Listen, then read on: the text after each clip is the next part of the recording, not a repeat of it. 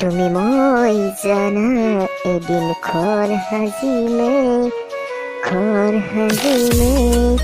তাতে জোন থাকিব, তাতে তৰা থাকিব, তাতে মৰমতে আমাৰ মইনা উমলি থাকিব। কেলা জীৱনটো হ'ব কি মানে মাক চকলাই? যেতিয়াই যাম মান তাতে গাৰ্লফ্ৰেণ্ড বয়ফ্ৰেণ্ড মাক চকলাই। আমাৰ চিংগুল বিলাকৰ বাল ক'তো একো ভেলুৱে নোহোৱা হৈছে গেলা। কলেজ খানত যাবি এটাৰ কোলাত বহি ল'ব আৰু একদম গেলা। আমি আৰু সেই বান্দাৰ দৰে চাই থাকোঁতে তেলে হে আল্লাহ, কি হ'ব নহয়, আমাক মানে জন্ম কিয় দিলে আল্লাহ?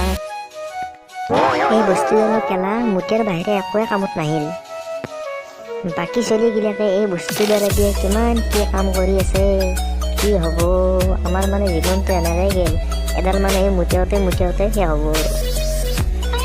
যা মাক চকলে আহিলে কিয় চিন্তা কৰি থাকিনে, গাৰ্লফ্ৰেণ্ড নাই আৰু কালিৰ পৰা কলেজতে নাযাওঁ, যা মাক চকলা শেষ। অ বাবা আমাৰ জীৱনৰ একমাত্ৰ সান্তনা অ বাবা নাথাকিলে নাই জীৱনৰ মজা বাবা শুৱা উৰি যোৱা এই মেঘৰ মাজত তুমি খোজকাঢ়ি যোৱা, বাবা শুৱা হাঁহি দিয়া